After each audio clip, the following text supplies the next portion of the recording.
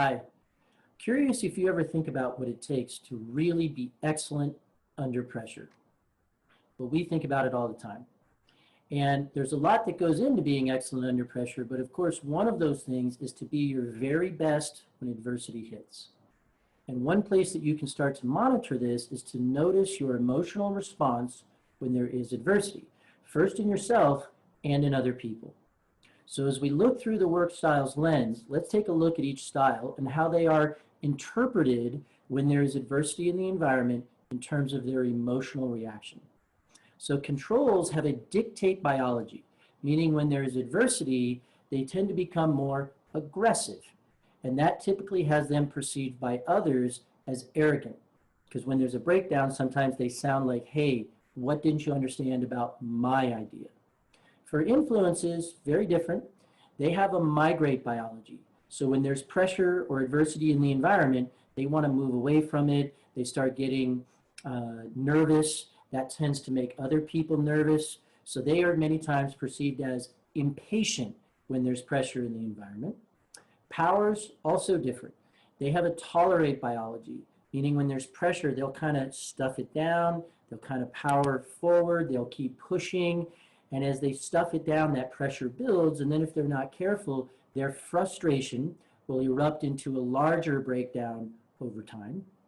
And finally, for authority people, they have a biology for hibernation. So when there's a lot of pressure around authority, they tend to start pulling back. And that can have others say, well, where did that person go? I feel like they're being indifferent as it relates to the pressure in the environment. Now, all of these are our natural biological responses. And what can we do with this information? Well, let's look at it in three different ways. First, for ourselves. Number one, most important thing we can do for ourselves is breathe.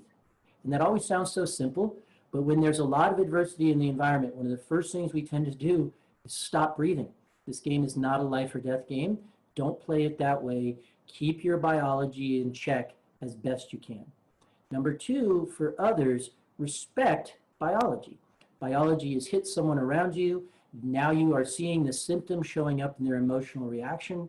Just understand and respect that. Don't take it too personally in that moment, because if the other person's triggered and you allow yourself to get triggered, nothing good's going to happen in that moment. And that leads to number three, the most important tip here for all of us. When there's adversity in the environment, return to the larger objective. That's the most important thing we can do. Because while emotions aren't bad, they're not bad at all. When there's a lot of pressure, they can become distracting.